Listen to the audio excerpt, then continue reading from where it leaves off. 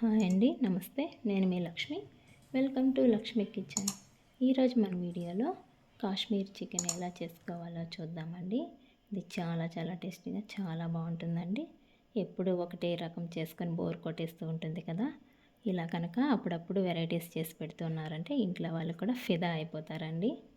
ఇంకెందుకండి ఆలస్యం, నెక్స్ట్ ప్రాసెస్లోకి వెళ్ళిపోదామా. ముందుగా స్టవ్ ఆన్ చేసుకొని కడాయి పెట్టుకోవాలండి. కడాయిలోకి ఒక 7 టేబుల్ స్పూన్ ఆయిల్ వేసుకుందాం. ఆయిల్ బాగా హీట్ అయిన తర్వాత 4-5 లవంగాలు, ఒక 3 చెక్క వేసుకుంటున్నాను. నెక్స్ట్ ఇందులోకి పెద్ద సైజు ఆనియన్ 2 తీసుకొని ఇలా సన్నగా కట్ చేసి వేసుకుంటున్నానండి. ఆనియన్ అంతా కూడా బాగా ఫ్రై చేసుకుందాం. నెక్స్ట్ ఇందులోకి మన టేస్ట్కి తగ్గ సాల్ట్ వేసుకుందామండి.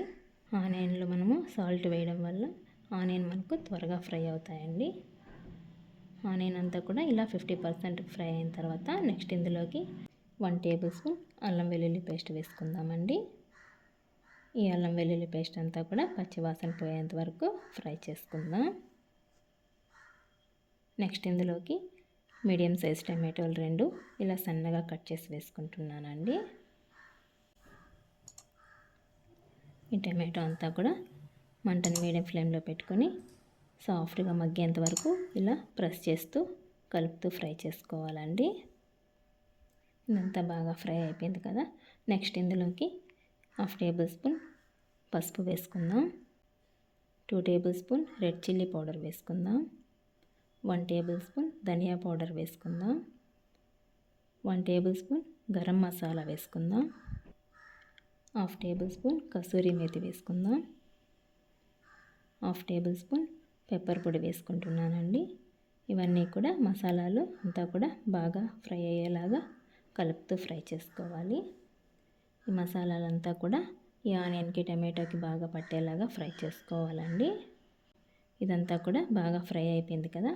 నెక్స్ట్ ఇందులోకి ఒక 3 టేబుల్ స్పూన్ పెరుగు బాగా బీట్ చేసి వేసుకుంటున్నానండి.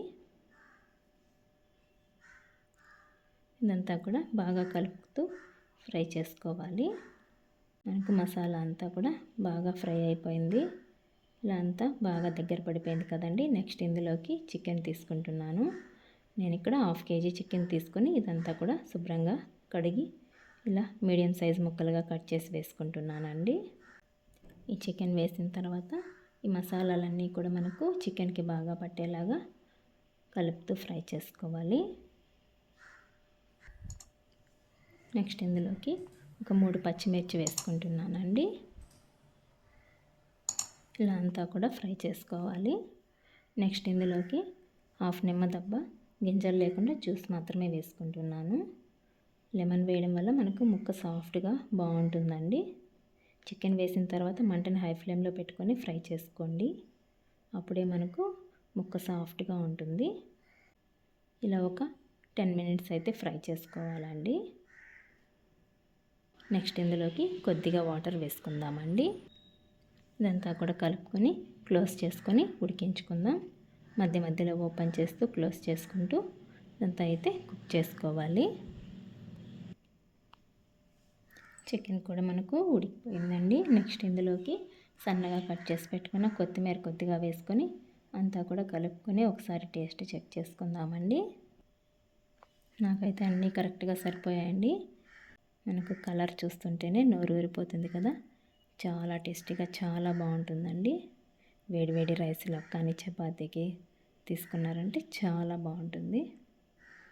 ఇప్పుడు స్టవ్ ఆఫ్ చేసేసుకొని సర్వింగ్ ప్లేట్లోకి తీసుకొని సర్వ్ చేసుకుంటే ఎంతో టేస్టీ అయిన కాశ్మీరీ చికెన్ అయితే రెడీ అయిపోయిందండి. మీరు ఒకసారి ట్రై చేయండి. మీకు ఎలా వచ్చిందో కామెంట్ చేయండి. నా వీడియోస్ కనుక మీకు నచ్చినట్లయితే ప్లీజ్ లైక్ చేయండి. మీ ఫ్రెండ్స్ అండ్ రిలేటివ్స్కి షేర్ చేయండి. మరిన్ని కొత్త వీడియోస్ కోసం మన ఛానల్ని సబ్స్క్రైబ్ చేసుకోండి. థ్యాంక్స్ ఫర్ వాచింగ్ అండి.